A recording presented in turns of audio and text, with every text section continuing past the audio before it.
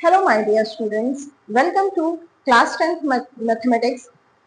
हम पढ़ रहे हैं चैप्टर 1 रियल नंबर। हमारी पहली थ्योरम है fundamental theorems of arithmetic. Chapter 1 में हमारी जो फर्स्ट नंबर पे जो थ्योरम आती है, पहला जो टॉपिक है हमारा वो है फंडामेंटल थ्योरम ऑफ अर्थमेटिक्स। अब ये जो थ्योरम है ये क्या कहती है? तो ये थ्योरम कहती है कि आप किसी भी कॉम्पोजिट नंबर को, कॉम्पोजिट नंबर्स क्या होते हैं? तो वो नंबर्स जिनके मोर देन 2 फैक्टर्स होते हैं, आप किसी भी कॉम्पोजिट नंबर को उनके प्राइम फैक्टर्स के प्रोडक्ट के फॉर्म में लिख सकते हैं और ये हर नंबर के लिए एक यूनिक रिप्रेजेंटेशन होता है। Let's see with example. Suppose करिए हम एक नंबर लेते हैं 140। 140 के हम फैक्टर्स करते हैं, we will have 2 and 70। Again 70 को अगर हम फैक्टर्स करते हैं तो हमें मिलेगा 2 एंड 35। अगेन 35 को अगर हम फैक्टर्स करेंगे तो वी विल गेट 5 एंड 7। तो इस तरीके से हमें 140 के फैक्टर्स मिलते हैं 2, 2, 5 एंड 7। ओके, सो क्या कह रही है ये थ्योरम? तो ये थ्योरम कहती है कि आप किसी भी composite number, 140 is a composite number. अब हम इसको एक्सप्रेस कर सकते हैं 140 को, ये सारे प्राइम नंबर्स हैं, ये सारे क्या है? प्राइम नंबर्स हैं। तो हम प्राइम नंबर्स के प्रोडक्ट के फॉर्म में 140 को एक्सप्रेस कर सकते हैं। ये सारे ही क्या है? Prime numbers.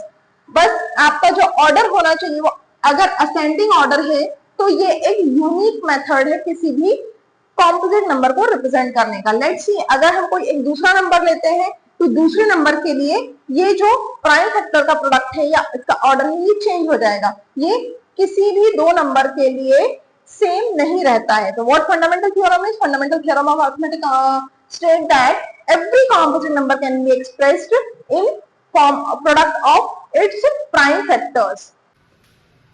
फंडामेंटल थ्योरम को अच्छे से समझने के बाद आइए देखते हैं कि फंडामेंटल थ्योरम के क्या यूजेस हैं। तो सबसे पहले जो फंडामेंटल थ्योरम यूज होती है तो वो ये प्रूव करने के लिए यूज होती है कि क्या 4 या 6 या कोई भी कॉम्पोजिट नंबर जिसकी की पावर n है वो 0 के साथ एंड होता है या नहीं होता है। हमें यहाँ पर एक क्वेश्चन दिया हुआ है, ये प्रूव करना है कि क्या 4 की कोई भी पावर n कोई नेचुरल नंबर 4 की कोई भी पावर जो है 0 के साथ एंड होगी या नहीं होगी। तो यहाँ पर किस तरीके से फंडामेंटल थ्योरम का यूज करना है?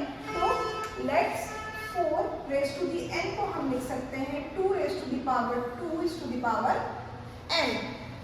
ये हमने क्या किया है? फंडामेंटल थ्योरम के अकॉर्डिंग किसी भी कॉम्पोजिट नंबर को प्राइम फैक्टर्स के फॉर्म में ब्रेक किया है, प्रोडक्ट ऑफ प्राइम फैक्टर्स के फॉर्म में ब्रेक किया है।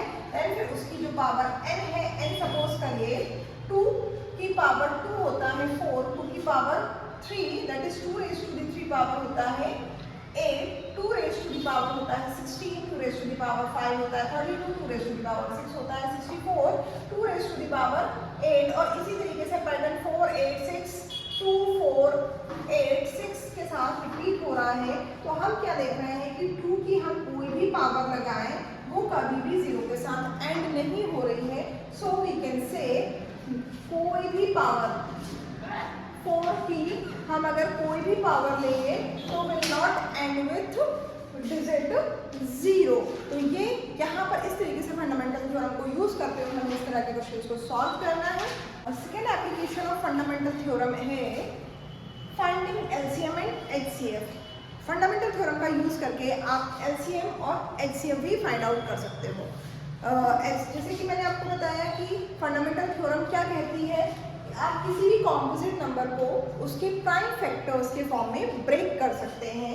हमारे पास एक नंबर है 90 को अगर हम उसके प्राइम फैक्टर्स के फॉर्म में ब्रेक करें तो 2 से डिवाइड करने पर हमको मिलेगा 45, अगेन 3 से आप डिवाइड करेंगे तो यू विल गेट 15, फिर अगेन 3 से डिवाइड करेंगे यू विल गेट 5 एंड फिर आता है। इसके प्राइम फैक्टर्स क्या होते हैं? इसके प्राइम फैक्टर्स होते हैं 3 is to the power 2 is to the power 1, 3 is to the power 2 and 5 is to the power 1।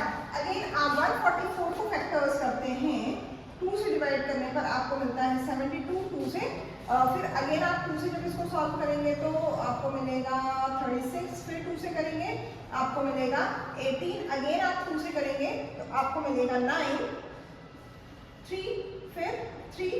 तो इस तरीके से इसके फैक्टर्स बनते हैं 2 raised to the power 1, 2, 3, 4 and 3 raised to the power 2।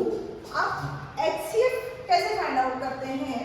तो HCF होता है लीस्ट पावर ऑफ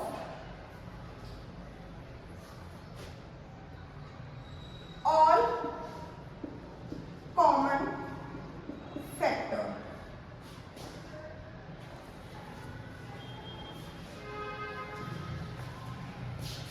HCF होता है